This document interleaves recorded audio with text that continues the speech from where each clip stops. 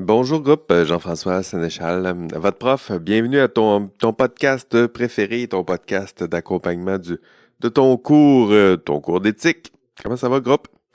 Qu'est-ce que vous avez fait ce week-end? De mon côté, je suis allé à Saguenay, je suis allé au festival Regard, un festival de cinéma, de bien belles choses que j'ai vues pendant ce beau festival.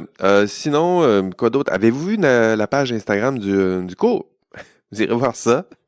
La semaine dernière, je vous ai demandé des photos. Vous allez voir de bien belles photos de mes étudiants et étudiantes partout au Québec, partout où ils sont, partout où ils écoutent et elles écoutent le podcast. C'est vraiment beau à voir. En fait, j'ai l'impression, j'aime ça de demander ça. J'ai l'impression de vous connaître un peu, ou de connaître un petit peu plus ou un petit peu mieux, je dirais, votre quotidien. On voit la diversité des lieux de travail, des lieux d'études et d'écoute des podcasts, puis à quoi ça peut ressembler votre contexte d'écoute. En tout cas, là, j'ai l'impression de parler non seulement à des vraies personnes, mais aussi de connaître un petit peu là où je suis écouté. Écoutez, cette semaine, je vous ai réservé un épisode bien spécial.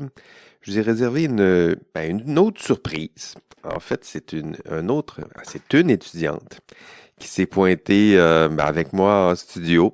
C'est pas une étudiante de la session hiver 2026, mais c'est une étudiante qui s'était pointée en studio l'été dernier. Puis c'est le même contenu, là. Donc, à chaque session, c'est le même contenu.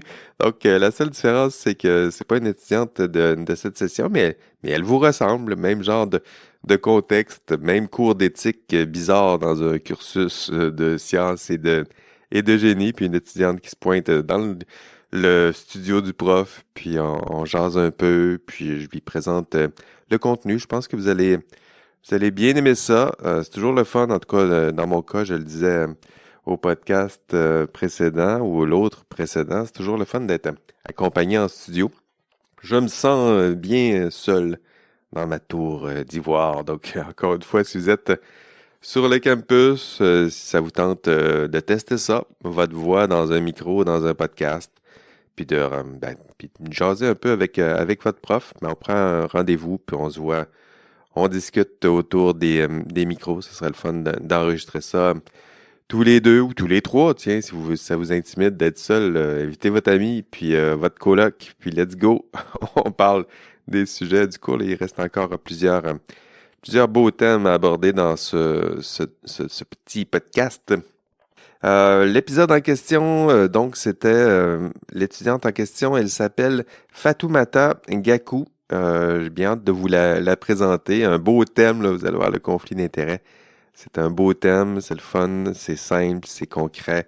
Ça parle du terrain, puis des défis qui vous attendent. Bonne écoute! C'est ça. Où, Mali à Bamako? Oui, Bamako. à Bamako, oui, dans la capitale. Bon, puis ça te manque ou ça fait combien de temps que t'es La ici, dernière là? fois que je suis partie, je pense que c'était en 2022. Ah oui? Un an après être venue là, je suis rentrée pour les vacances. Mais après les autres sessions, c'était travail ou école.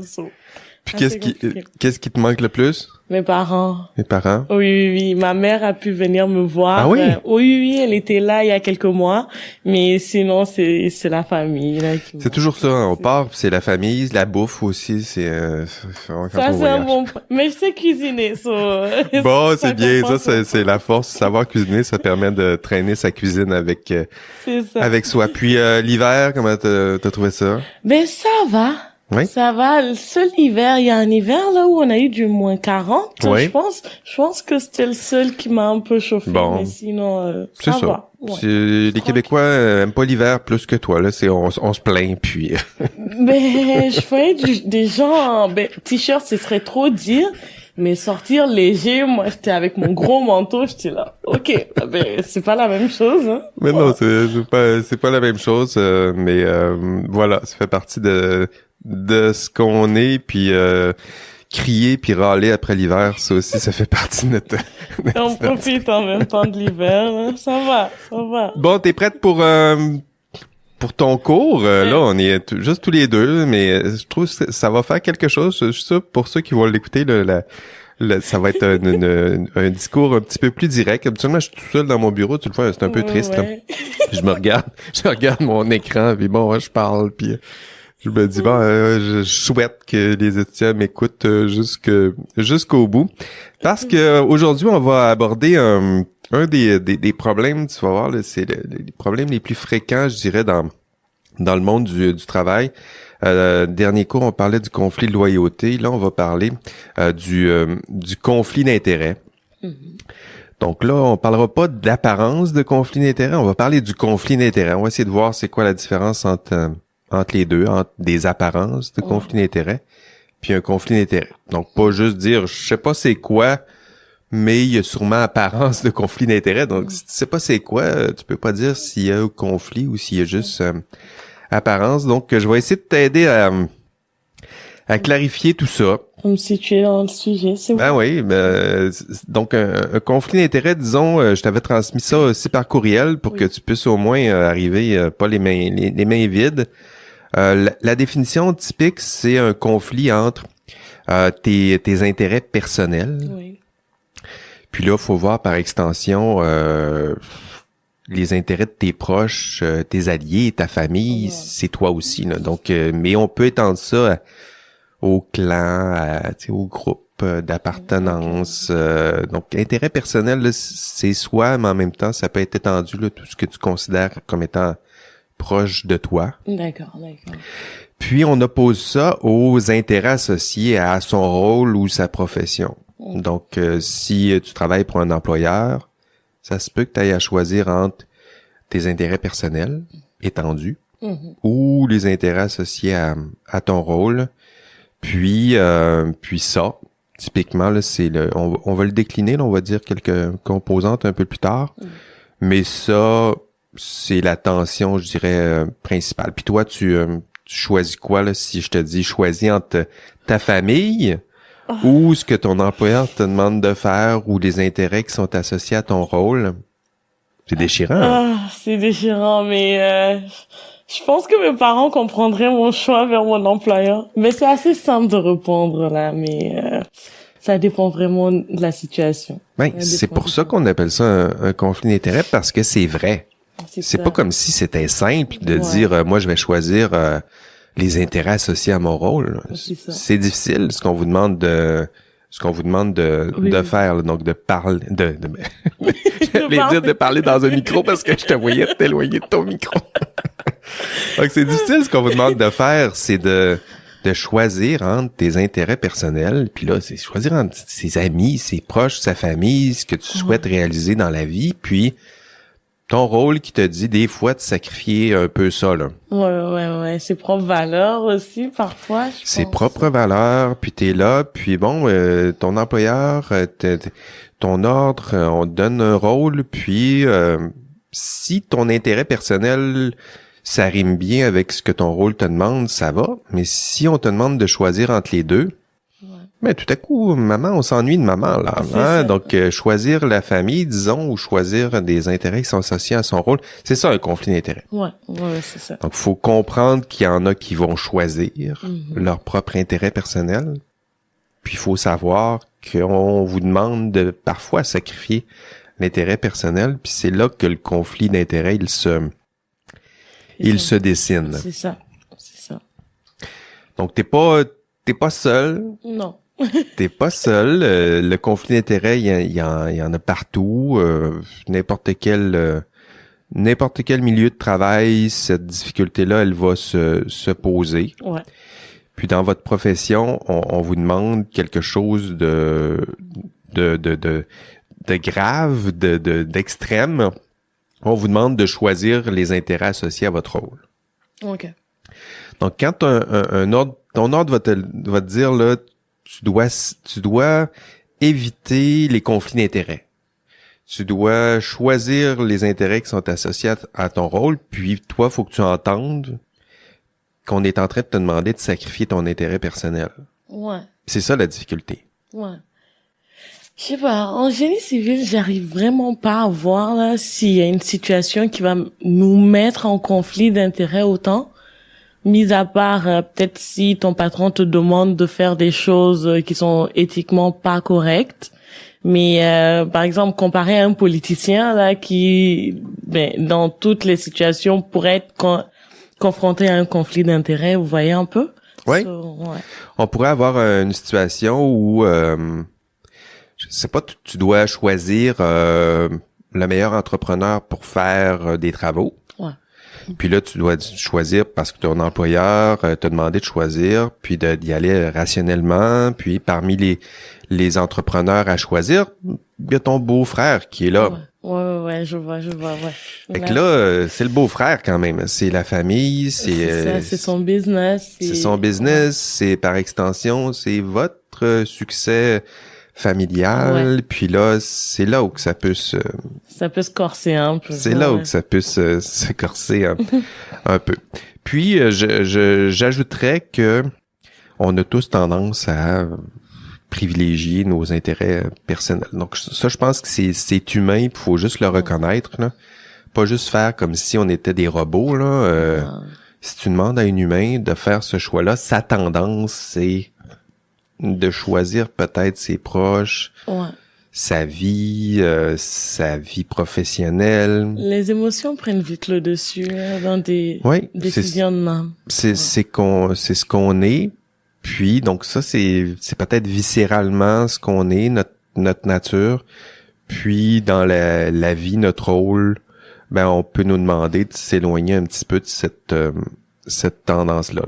Là. Dans le cours, tu le sais, là, je donne des exemples de la culture populaire. Là. Il y en a plein des exemples de la culture populaire. Oui, il y en a beaucoup. Moi, celui que j'avais relevé, c'est les Stark dans Game of Thrones, par exemple, où on défend d'abord le clan, la famille. C'est ça d'abord, là, sont soudés.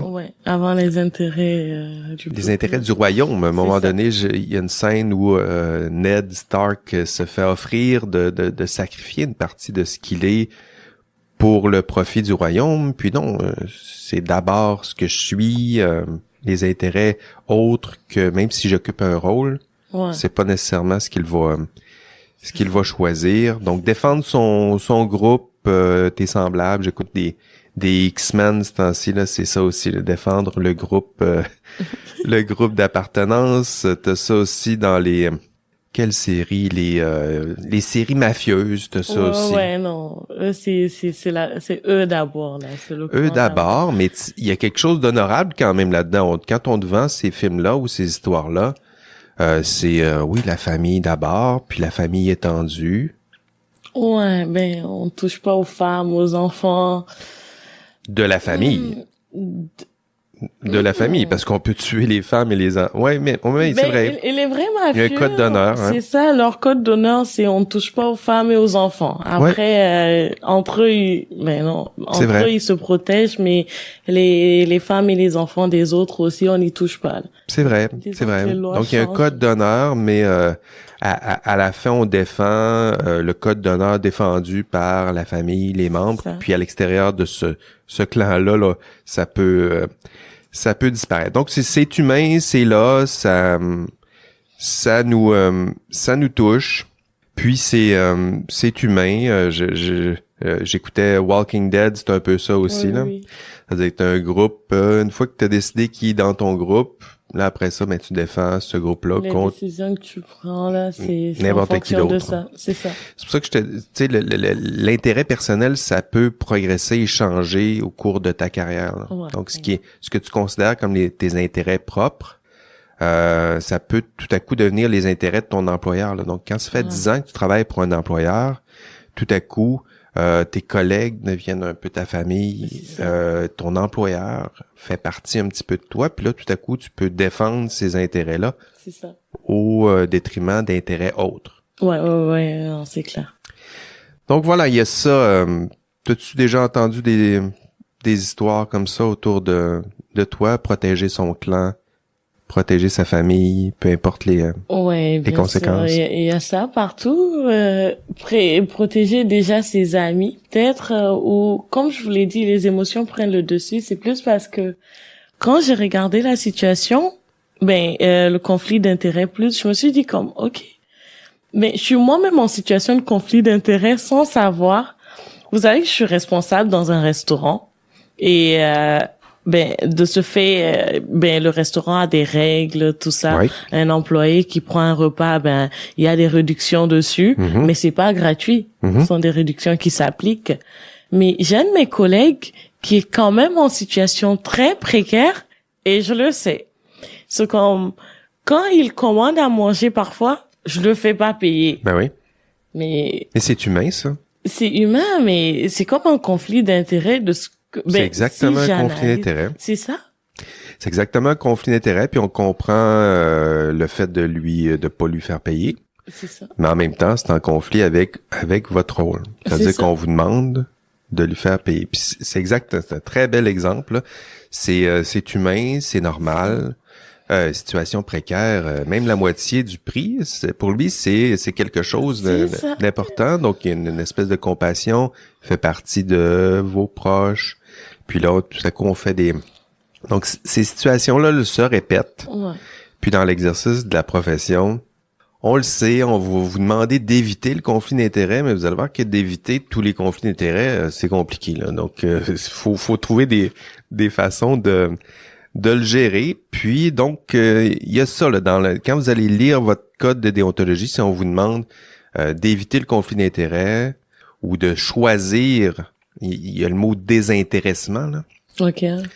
Ils vont parler de désintéressement, c'est ça que ça veut dire là. Le désintéressement, ça veut pas dire que ça vous intéresse pas là. Ça veut dire qu'il faut s'éloigner de ses propres intérêts personnels ou sacrifier. D'accord. Puis il faut voir la hauteur du geste, ça sera pas simple. Non, pas du tout. Puis vous devez vous mettre ou choisir des contextes de travail où ça vous simplifiera un petit peu la vie, là, mais vous devez en tout cas être aux aguets. Ça sera pas simple de toujours faire ce choix-là. Là. Non, pas évident. Pas évident. OK. Donc un geste difficile. Dans votre ordre professionnel, c'est choisir la protection du public. Choisir de sacrifier son intérêt personnel. Puis j'aime bien le reformuler comme ça, là. Le conflit d'intérêt, c'est sacrifier son intérêt personnel pour que vous voyez la hauteur de la difficulté. Ouais, la hauteur de la chose. Donc, voilà, c'est un geste surhumain, presque super-héroïque. Puis moi, j'aime le rappeler parce que souvent, des fois, je lis des communications des ordres professionnels, puis le conflit d'intérêt, comment l'éviter, comment agir. C'est pas simple. Tu demandes à des humains normaux de sacrifier leur propre intérêt personnel, assure-toi de réduire les tentations autour d'eux, là, parce que on va voir les cadeaux dans l'industrie. Ben, les cadeaux dans l'industrie, là, un petit 2000 par ici, puis un petit 1000 par là, puis un petit repas gratuit, puis là, c'est facile de dire oui, là. Ouais, c'est clair. Puis ça, c'est clairement son intérêt personnel qui est là. Surtout avec la situation économique, tu dis pas clairement à la personne, change de côté, prends des décisions de même, mais ça fait réfléchir. Ouais, on lui dit pas explicitement, je te donne ça en cadeau parce que je souhaite un retour, on parle de retour d'ascenseur ou ce genre de... C'est pas comme ça qu'on le fait. C'est peut-être même pas l'intention. Non. Mais on va le voir, là, tu sais, ces petits gestes-là, cumulés, tout à coup, l'intérêt personnel grandit. C'est ça. Puis là, quand on va arriver pour choisir les intérêts associés à son rôle, la tâche devient encore plus difficile. C'est ça. Ton patron, il vient chaque fois, un petit $1000 là, un petit 2000 là.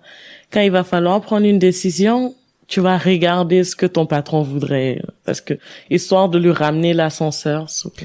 Exactement. Donc c'est comme ça que ça va se placer. Puis ça, c'est notre thème du module 9. Donc c'est le conflit d'intérêts. Puis tu vois là, on prend le temps d'en discuter, de l'expliciter. Ça va devenir clair, mais à toutes les fois, puis c'est pas la première fois que je donne des formations en matière de conflit d'intérêts, là. Puis à chaque fois, quand on arrive pour le définir, les personnes hésitent. Les personnes ont l'impression qu'être en conflit d'intérêts, c'est déjà être en faute. Alors que c'est juste une situation de risque, là. C'est une situation de tension entre tes intérêts personnels et les intérêts associés à ton rôle. D'accord. Donc, le conflit d'intérêts, c'est pas la décision, c'est pas après avoir pris la décision, si je comprends bien. C'est le moment où tu as le conflit, là. OK, ouais. Donc, ce moment-là, il peut être devant toi, tu as le conflit, ou tu peux le sentir venir. Éventuellement, là, je le sais que dans tel milieu, j'aurais à faire ce choix difficile, y compris l'entreprise de mon beau-frère. Donc ça, c'est un conflit d'intérêt, là, on l'appelle potentiel, parce qu'il est pas encore là, mais ça s'en vient. Ça s'en vient. C'est possible de le gérer prudemment. Je vais prendre une bonne gorgée de ce café glacé. Vous allez entendre ce bruit-là, là. C'est ça, café glacé. Donc, tout de suite en arrivant, tu me donnais un cadeau. Voilà. Donc, ça, c'est un conflit d'intérêts parce que j'ai le cadeau. Nécessairement, là, je développe une amitié envers toi. Puis, lorsque je vais arriver pour te donner la note à la fin, je vais corriger ton examen. Puis là, je vais totalement être biaisé, à moins que ce soit pas moi qui corrige ton examen. Oui, mais je l'ai précisé. Mais est-ce que cela compte, le fait que j'ai précisé que ça devait pas être un conflit d'intérêt? Ouais, c'est ça. T'es arrivé prudemment. C'est pas un conflit d'intérêt. Mais c'est ça, c'est rien. C'est ça. Mais est-ce que ce café va biaiser un peu mon jugement à ton endroit? Et il est très bon, ce café. Donc, il va biaiser déjà un petit peu. Oui. Un petit peu. Mon jugement. On est des humains. On est des humains. C'est ça. Donc, il va biaiser un petit peu. Écoutez, je te donnerai pas à plus juste à cause de ça, là. Non. Mais un petit peu déjà. Donc, c'est le problème avec les conflits d'intérêts. C'est que c'est souvent des petites choses, mais cumulées, ça devient un petit peu... ça peut devenir problématique. Ouais. Une autre gorgée. Après, j'arrête de vous faire ce bruit-là. Donc, dans le module 9. OK. Le module 9, deux objectifs dans ce module. Être capable de reconnaître le conflit d'intérêt. Donc, pour reconnaître un conflit d'intérêt, il faut avoir une définition un peu plus claire en tête, là. Sinon, on sait pas exactement c'est quoi. Puis si on sait pas exactement c'est quoi, on va dire qu'il y a apparence de conflit. Il y en a plusieurs, c'est ça, là. Tu sais, ils savent pas exactement c'est quoi. Ils savent qu'il y a quelque chose de louche, là, ou de problématique, puis ils vont dire il y a apparence de conflit d'intérêt. Mais moi, je préfère le dire, c'est quoi un conflit d'intérêt. Puis une fois qu'on l'a vu, on peut dire s'il y a ou non conflit d'intérêt. Si oui, on le gère. Puis sinon, on dira qu'il n'y avait qu'apparence de conflit d'intérêt. Puis voici la démonstration. Okay. Ouais. Puis la démonstration, c'est de dire, j'ai une définition de conflit d'intérêt, puis la situation ne correspond pas à cette définition-là. OK. Donc c'est comme ça. On dira pas, on prétextera pas qu'il y a apparence. On va être un petit peu plus rigoureux intellectuellement. On va se donner une définition. La définition que je propose, c'est celle de Michael Davis. Michael Davis propose 3 composantes pour qu'il y ait un conflit d'intérêt. La première composante, il nous dit qu'il doit y avoir jugement. Donc, c'est-à-dire que le cœur du conflit d'intérêt, c'est une personne qui tente de juger. OK. J'en ai parlé un peu plus tôt dans le cours, là. Je vous ai expliqué c'était quoi un jugement, là. C'est quelqu'un qui tente quelque chose de difficile, c'est décider si quelque chose est vrai, quelque chose est juste, Donner son avis sur... Donner son avis sur... Ouais, mais moi, je pense que sur telle ou telle étude, je pense que celle-là est plus valable. Sur tel endroit où on devrait construire là ou là. Donc, j'essaye de me prononcer sur ce qui est vrai, sur ce qui est bon, sur ce qui est juste. Donc, c'est ça le jugement. OK. Puisque Davis va nous dire, c'est ça qui est au cœur du conflit d'intérêt. Puis, c'est parce qu'en situation de conflit d'intérêt, ça peut biaiser ton jugement que ça devient problématique. C'est ça. On vous demande d'avoir un jugement professionnel, autonome, libre, c'est tous des qualificatifs qu'on va utiliser. Puis exercer ce jugement-là, c'est difficile. On vous forme pendant des années pour que vous soyez bon. Il y en a qui vont avoir des dizaines d'années d'expérience pour exercer un jugement professionnel. Là, dire, on devrait faire ci, on devrait faire ça, on devrait prendre tel type de solution. Donc, si ce jugement-là est biaisé, ben c'est ça, il perd en valeur un peu. Ouais. Puis c'est ça qui est au cœur du conflit d'intérêt. Donc ça, c'est le premier ingrédient. Le deuxième ingrédient, nous dit Davis, c'est la confiance. Donc il y a une personne qui te fait confiance pour juger à sa place. Ton patron, il a pas ta formation, il t'a engagé à titre d'ingénieur ou de professionnel, puis il te dit, toi, t'es bon, t'es compétent, t'as de l'expérience. Peux-tu m'aider à prendre telle décision? Il te demande ton avis. Oui. Il te fait confiance parce que lui, il a pas les compétences. Donc, c'est ça, là. Il y a un lien de confiance. Puis si ton jugement est biaisé, ben, tu peux nuire à ce lien de confiance-là. Effectivement, ouais. Donc, ça, c'est le deuxième critère. Puis le troisième, c'est l'intérêt. Donc, c'est un conflit d'intérêt. C'est pas une grosse surprise, là.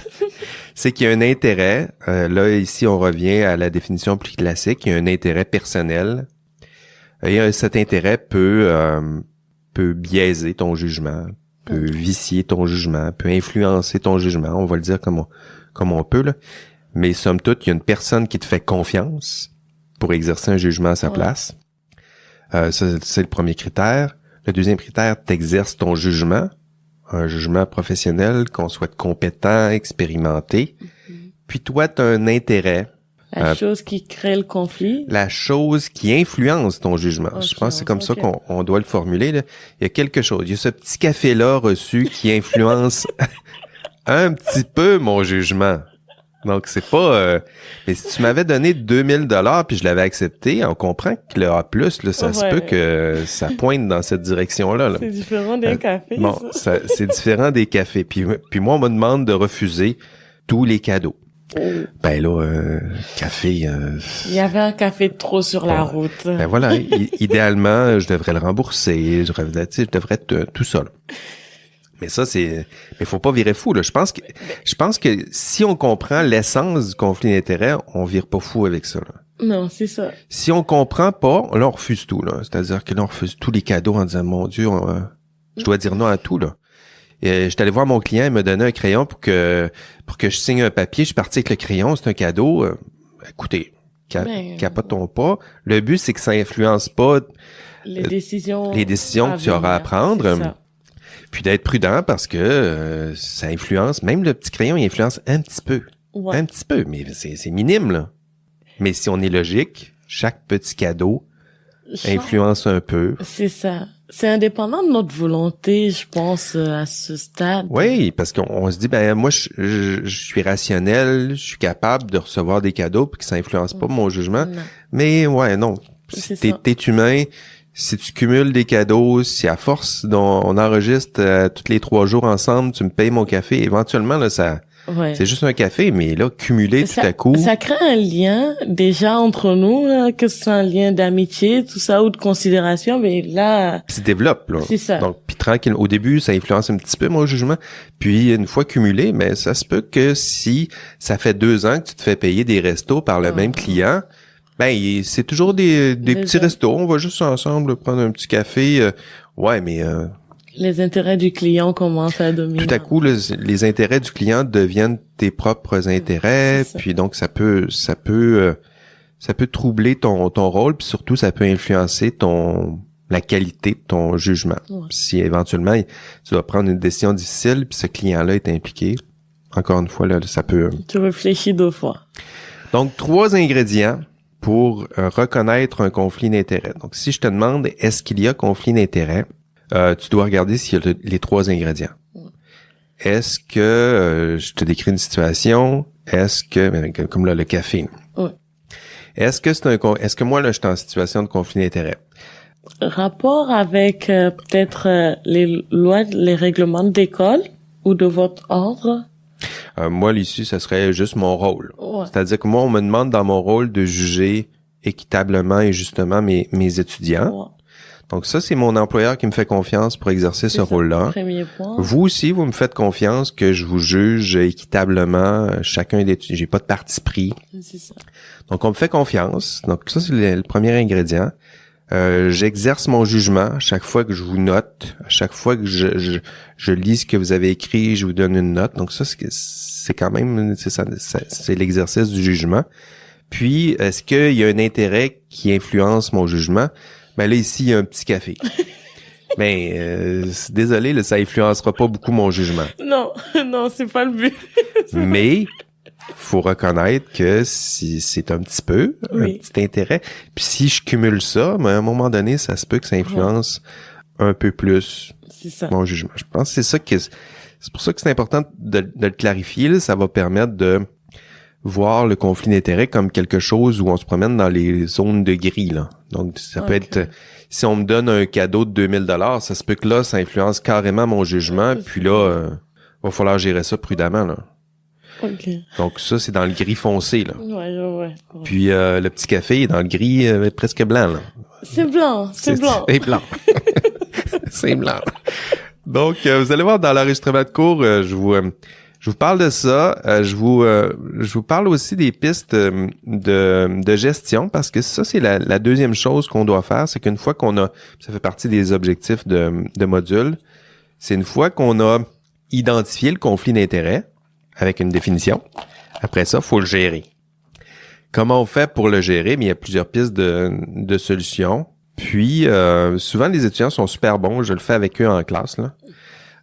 Ils ont de la difficulté à le définir, ils savent pas. Mais une fois qu'on a donné la définition, là, après ça, je leur donne des situations, puis ils savent quoi faire. Se retrouve. C'est comme si on avait de la difficulté à reconnaître le fait que notre jugement peut être un peu influencé des fois par nos propres intérêts personnels. Puis une fois qu'on a reconnu que c'est possible, après ça, les gérer, c'est facile, là. Mais je pense que ça, c'est naturel chez nous, les humains, de toujours se dire, ouais, si j'étais dans cette situation, je ferais pas ça. Oui. Oui, Mais c'est ça. Une fois dans la situation, c'est différent. Oui, c'est ça. Ça fait partie de d'autres de nos biais, là, c'est-à-dire qu'on a l'impression qu'on est moins sujet à certains risques qu'on reconnaît pourtant aux autres. Ouais. Donc, quand je suis dans l'auto, je sais qu'il y a un risque à texter, mais moi, je me dis, moi, je suis quand même bon conducteur, je suis capable de faire ça vite. Ça. Mais je suis aussi à risque que les autres. Comme les autres, c'est Donc, ça. ça fait partie des risques éthiques plus généraux. On va reconnaître, puis là, je vous parle de risques. Ouais. Puis là, vous allez reconnaître que ça existe. C'est vrai que les autres peuvent être influencés un peu par ce genre de cadeau-là, mais pas moi. Ouais. Moi, je suis rationnel, je suis un peu au-dessus de... Ben, ça, c'est un autre des dangers, là, se penser, se surestimer un peu ses capacités à pas voir son jugement biaisé par ce genre de petits... À pas se laisser, pas compromettre, mais... influencer? Influencer, c'est ça, à pas se laisser influencer. Oui, c'est ça. Donc, on le sait, on est humain dans ce genre de situation-là. De façon générale, on a tendance à privilégier notre propre intérêt. Si en plus on fait grandir cet intérêt-là, puis l'étendre, l'intérêt personnel au clan, à d'autres, on ajoute, mais tranquillement, il restera plus grand-chose des intérêts associés à son rôle, là. Ben, plus on grandit, je pense, plus on étend notre intérêt personnel. Ça part de la famille aux amis, ça part des amis à certaines connaissances. Ils sont vraiment gentils et... Oui, puis ça peut s'étendre, ça peut changer, ça peut grandir. Je donnais l'exemple du travail. Ben, au début, le travail, c'est le travail, puis on peut se voir une certaine distance entre moi et mon travail. Mais quand tu fais 15 ans qu'on travaille à un endroit, tout à coup... ton patron devient un ami, ton employeur, ton emploi, ça fait partie un petit peu de toi. Donc, contredire tes collègues, c'est te contredire toi. C'est là où que le champ d'intérêt personnel là, devient flou un peu. C'est ça. OK, puis toi, si tu as un conflit d'intérêt, tu fais quoi? Tantôt, je donnais l'exemple de... il y a 5 soumissionnaires. Puis là, t'es dans des tâches, t'es en génie civil, tu dois choisir quelle compagnie, quel entrepreneur on va choisir. Puis là, tu te rends compte qu'il y a un des entrepreneurs c'est ton beau-frère. Ouais. Bon, si tu as un conflit d'intérêt, on va revoir, là, c'est quoi la définition. Puis, tu as un conflit d'intérêt, ça? Ouais. Je pense que c'est un conflit d'intérêt. Puis pourquoi? Parce que je serais tentée, de par mes émotions, d'aller, de donner le contrat peut-être à mon beau-frère. Ça, c'est déjà un point. Puis les 3 ingrédients, on va y aller systématiquement. Les 3 ingrédients, là, on a la relation de confiance. Relation. Qui te fait confiance? Ben, mon patron. Ton patron? Mon entreprise, qui me disent, OK, prends une décision qui est en faveur, du travail, du projet, c'est ça. OK. Il y a quelqu'un qui te fait confiance. Jugement? Mon jugement est biaisé parce que là, c'est soit je prends les bonnes décisions pour le projet, Ou je prends le risque d'aller avec mon beau-frère, même si c'est pas le meilleur des soumissionnaires. Ben, c'est l'intérêt personnel, C'est ça se peut que ça tire. Donc ça, c'est le deuxième critère. Puis l'exercice du jugement, mais je suis en train de choisir. Je suis en train de choisir des soumissionnaires. Donc ça, c'est... OK, on a dit qu'il y a un conflit d'intérêt avec la définition. C'est ça. Maintenant, comment je le gère? Comment je gère la situation? Qu'est-ce que tu fais? J'analyse les dossiers. Je me permets déjà d'analyser les dossiers sans mettre les noms. Ben, c'est clair que les noms sont devant moi, là, mais Ouais. j'essaye juste de lire le contenu et voir laquelle des propositions plutôt est la meilleure, là.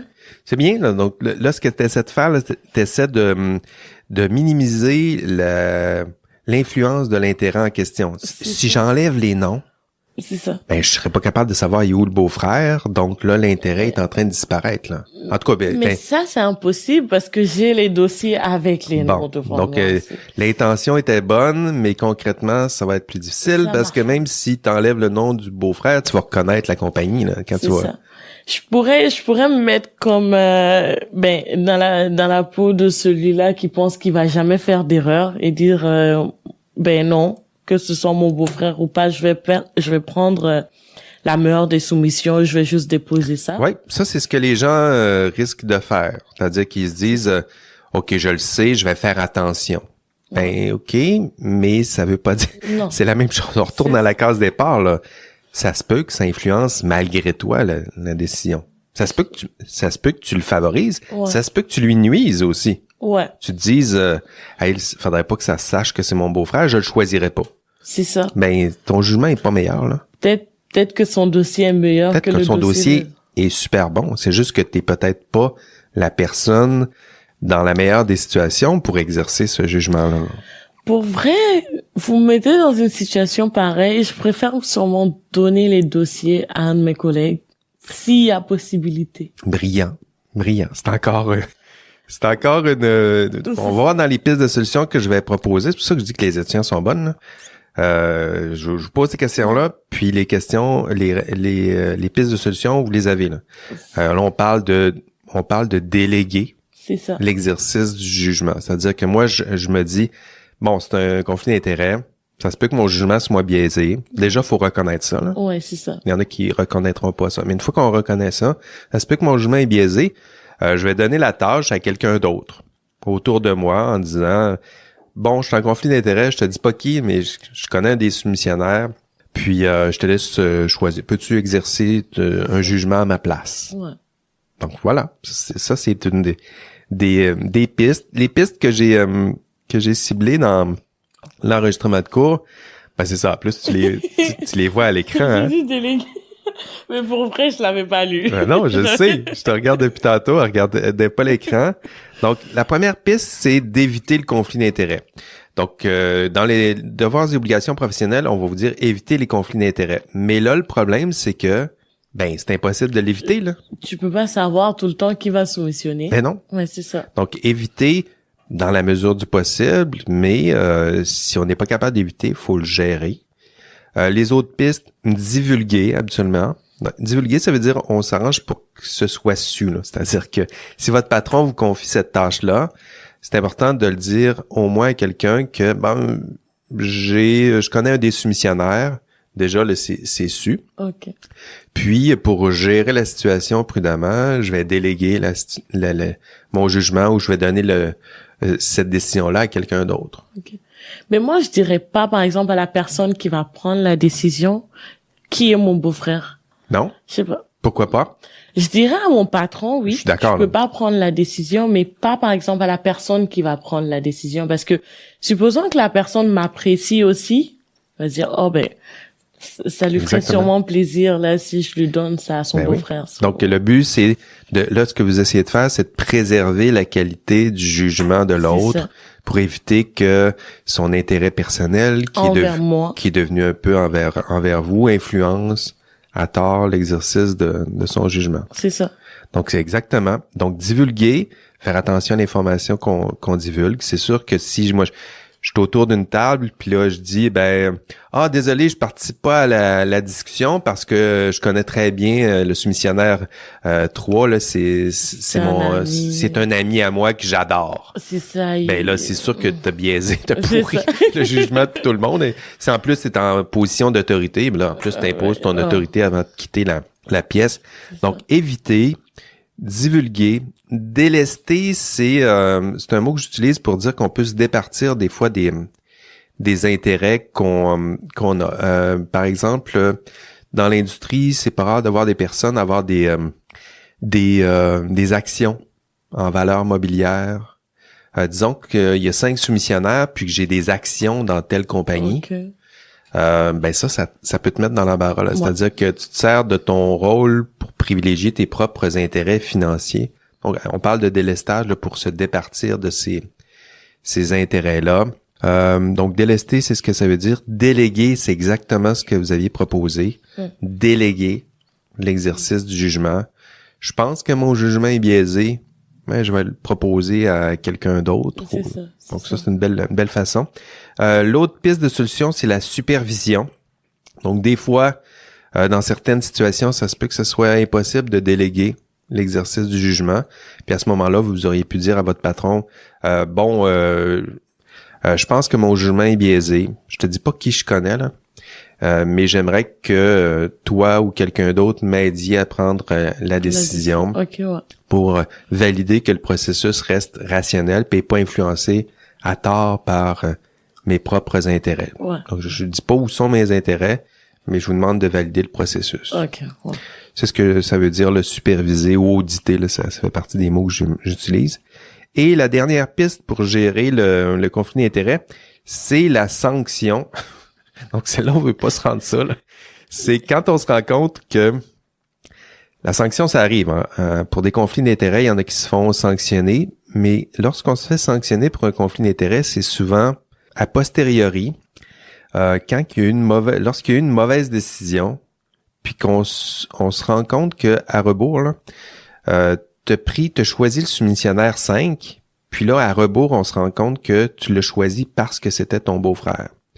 Puis parce que c'était ton beau-frère, il pourrait avoir le soumissionnaire 1 qui se plaint en disant « Moi, j'ai perdu tel contrat. C'était un contrat d'1 million. Ouais. Je l'ai perdu parce que cette personne-là a choisi son beau-frère. C'est injuste. » Puis il vous poursuit. Puis là, ça vient a posteriori. Puis là, fait que là, on regarde la décision.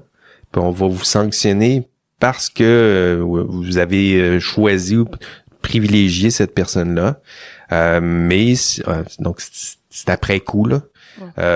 Vous avez commis une faute parce que vous étiez en conflit d'intérêts. Donc, ça peut arriver dans l'appareil public. Si vous travaillez pour un ministère quelconque, on vous demande d'être le plus objectif possible, que toutes vos décisions servent le public. Puis, si après coup, on se rend compte que vous vous êtes servi de votre rôle pour servir vos propres intérêts personnels, là, on vous sanctionne. Là, on va vous sanctionner. Puis la sanction va arriver dans cet ordre-là, là, c'est-à-dire qu'on vous sanctionne, puis on vous sanctionne parce que vous avez fraudé, ou vous avez détourné de l'argent, ou vous avez mal exercé votre rôle. Oui. Puis là, on va revenir à rebours. On va dire que cette personne-là a commis une faute. Il faut être capable de le démontrer.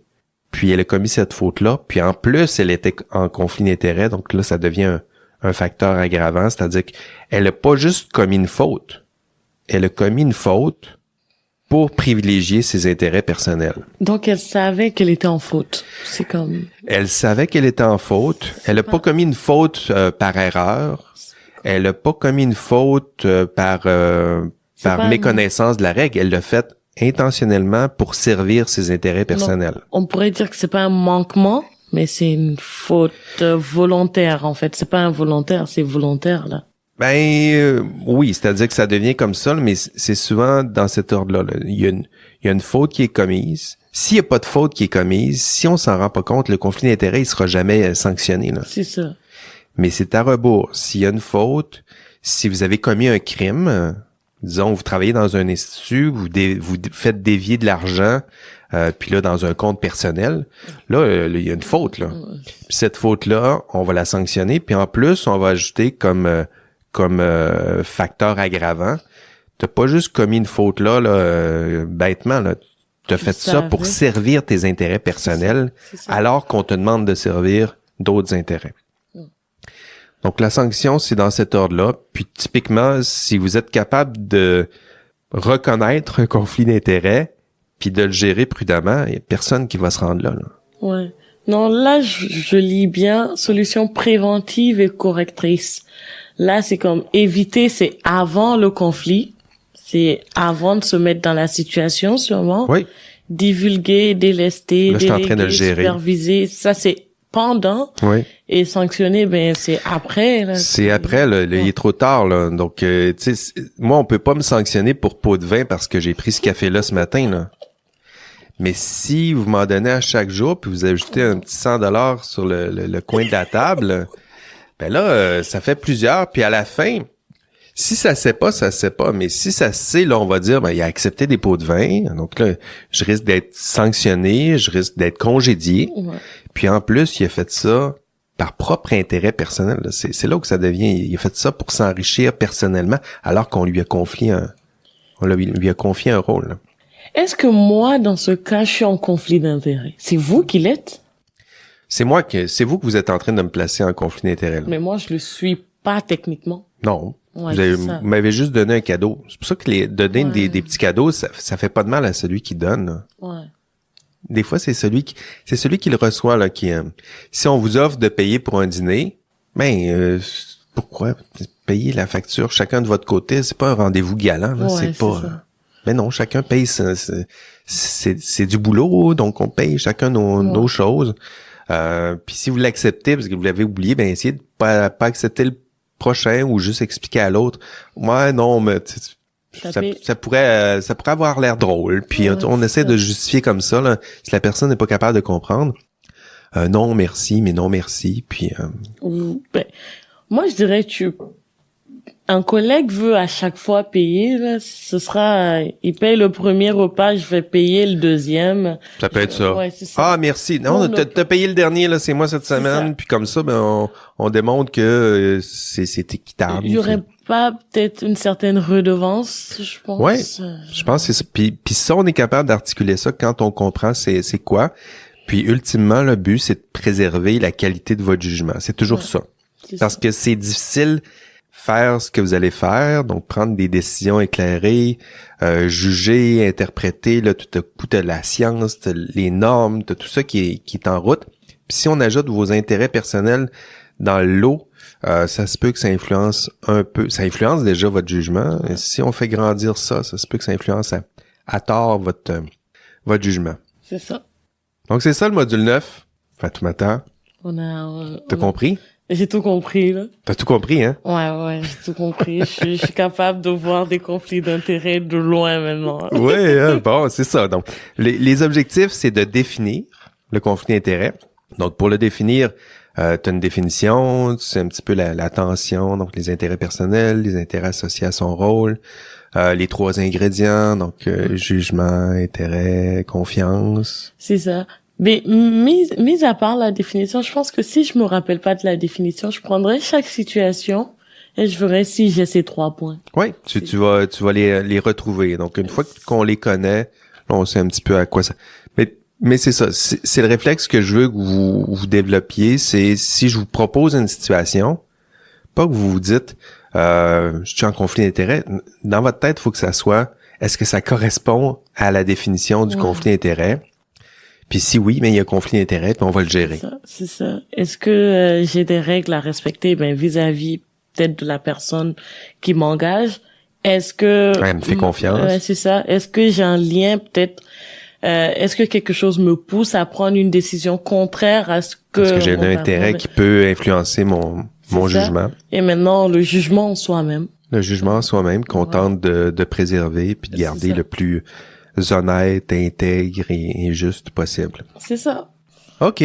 Ben, c'est tout, Fatoumata, pour ce module 9. T'as aimé ton expérience? Beaucoup.